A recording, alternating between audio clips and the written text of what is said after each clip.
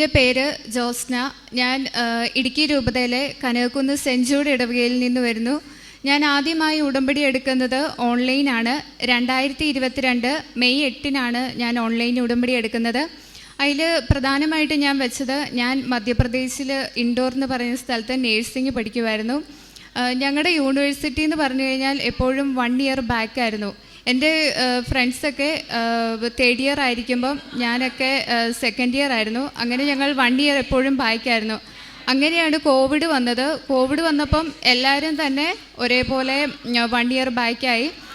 ഞങ്ങൾ 4th ഇയറിൽ വന്നപ്പം ഞങ്ങളുടെ എക്സാംസ് പൊതുവേ എക്സാം ഡേറ്റ് വന്ന് അതൊരു മിനിമം ഒരു 3 തവണയിലും പോസ്റ്റ്പോണ്ട് ആക്കുക എന്ന് പറഞ്ഞു കഴിഞ്ഞാൽ ഒരു 2-3 മാസം പിന്നെയും മുന്നോട്ട് വെച്ച് അങ്ങനെ ഞങ്ങൾക്ക് എപ്പോഴും ഒരു ബുദ്ധിമുട്ടായിരുന്നത്.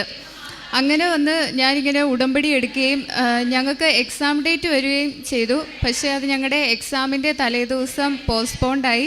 പക്ഷേ മാതാവിൻ്റെ അനുഗ്രഹത്താൽ ഒരാഴ്ചത്തേക്ക് അത് പോസ്റ്റ്പോണ്ടായല്ലോ. പിറ്റേ ആഴ്ച തന്നെ ഞങ്ങളുടെ എക്സാം നടന്നു. അതുപോലെ തന്നെ ഞങ്ങളുടെ എക്സാം റിസൾട്ടും എപ്പോഴും ഡിലേ ആയിരിക്കും.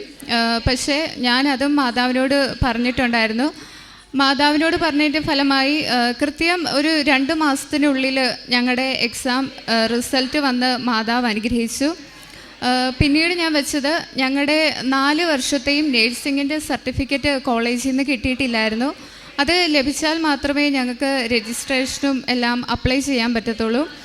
അങ്ങനെ ഞാൻ മാതാവിനോട് പറഞ്ഞു, അമ്മേ, എനിക്ക് ഞങ്ങളുടെ 4 വർഷത്തെ സർട്ടിഫിക്കറ്റ് വേണം. എനിക്ക് എൻ്റെ ബർത്ത്ഡേ ഗിഫ്റ്റായിട്ട് അമ്മ എനിക്ക് ആ സർട്ടിഫിക്കറ്റുകൾ തരണം. ഒക്ടോബർ 6 എൻ്റെ ബർത്ത്ഡേ. കൃത്യം മാതാവ് ഒക്ടോബർ 6 ഞാൻ ഡ്യൂട്ടി ചെയ്തുകൊണ്ടിരിക്കുമ്പം ഞങ്ങളുടെ ഫ്രണ്ട്സ് വന്നിട്ട് പറഞ്ഞു, നമ്മുടെ സർട്ടിഫിക്കറ്റ് വന്നു, കോളേജിൽ നിന്ന് ചെന്ന് മേടിക്കാൻ ഞങ്ങൾക്ക് കോള് വന്നെന്ന് പറഞ്ഞു. അതിന് ഞാൻ മാതാവിനോട് നന്ദി പറയുന്നു. അതിനുശേഷം എൻ്റെ ചേട്ടായി ന്യൂസിലാൻഡിന് പോയായിരുന്നു. ചേട്ടായി ന്യൂസിലാൻഡിന് പോയിട്ട് 2 ഇയർ ആയിട്ടും ചേട്ടായിക്ക് PR ആവുന്നില്ലായിരുന്നു. ചേട്ടായിക്ക് അതുകൊണ്ട് നല്ല വിഷമം ഉണ്ടായിരുന്നു PR കിട്ടാത്തതിൽ. അത് ഞാൻ ഉടമ്പടിയിൽ വെച്ചിട്ടുണ്ടായിരുന്നു. കൃത്യം ഞാൻ ഉടമ്പടി വെച്ച് അതിൻ്റെ 2 മാസത്തിനുള്ളിൽ ചേട്ടായിക്ക് PR ലഭിച്ചു. ചേട്ടായുടെ കൂടെയുള്ള ചേട്ടായിക്കാലം മുന്നേ ചെന്ന ഫ്രണ്ട്സിന് പോലും PR ലഭിച്ചിട്ടില്ലായിരുന്നു. ചേട്ടായിക്ക് കിട്ടിക്കഴിഞ്ഞ് പിന്നെയും ഒരു 6-7 മാസം കഴിഞ്ഞിട്ടാണ് അവർക്ക് PR ലഭിച്ചത്. അതുപോലെ തന്നെ ചേട്ടായിക്ക് ഒരു വിവാഹം ഞങ്ങൾ ആലോചിക്കുന്നുണ്ടായിരുന്നു. ഞങ്ങൾ മാട്രിമോണിയിലൊക്കെ കൊടുത്തിട്ടുണ്ടായിരുന്നു. പക്ഷേ ചേട്ടായിക്ക് പറ്റുന്ന ഒരു ആലോചനയൊന്നും വരുന്നില്ലായിരുന്നു. ഞങ്ങൾക്ക് ഇത്രയും ഉണ്ടായിരുന്നുള്ളൂ, നല്ലൊരു ഈശ്വര വിശ്വാസവും അതുപോലെ തന്നെ നല്ലൊരു ദൈവഭയമുള്ള ഒരു ചേച്ചിനെ കിട്ടണമെന്നായിരുന്നു. അതിൻ്റെ ഫലമായി ഞങ്ങൾക്ക് 1 മാസത്തിനുള്ളിൽ, ഞാൻ ഉടമ്പടിയിൽ വെച്ച 1 മാസത്തിനുള്ളിൽ ഞങ്ങൾക്ക് നല്ലൊരു ചേച്ചിനെ കിട്ടുകയും ചേട്ടായുടെ വിവാഹം ഈ കഴിഞ്ഞ ഫെബ്രുവരിയിലെല്ലാം ഭംഗിയായി നടക്കുകയും ചെയ്തു. അതിന് ഞാൻ മാതാവിനോട് നന്ദി പറയുന്നു. അതുപോലെ തന്നെ ഞാൻ ഈ മാർച്ച് 3 ഞാൻ ഇവിടെ വന്ന് തീർത്ഥാടന ഉടമ്പടി എടുക്കുകയും പിന്നീട് പുതുക്കാൻ വന്ന അന്ന് ചേട്ടാ എന്നെ വിളിച്ചിട്ട് പറഞ്ഞു, ചേച്ചി ന്യൂസിലാൻഡിന് ചേട്ടായുടെ അടുത്ത് പോയായിരുന്നു. അപ്പം ചേട്ടായി പറഞ്ഞു, എടി ചേച്ചിക്ക് ഇതേപോലെ ക്യാബ് കോഴ്സ് കഴിഞ്ഞ് നിൽക്കുകയാണ്, ചേച്ചിയുടെ ജോലി ഒരിടത്തും ആവുന്നില്ല, അപ്പം നീ ഒന്ന് മാതാവിനോടൊന്ന് പറഞ്ഞേക്ക്, ജോലി ആയില്ലാന്ന്. ചേച്ചിക്ക് ഒരു ഹോസ്പിറ്റലിൽ കിട്ടാനായിരുന്നു ആഗ്രഹം. അവർ താമസിക്കുന്ന അവിടെ ഹോസ്പിറ്റൽസ് കുറവായിരുന്നു, 2-3 ഹോസ്പിറ്റൽസേ ഉണ്ടായിരുന്നുള്ളൂ.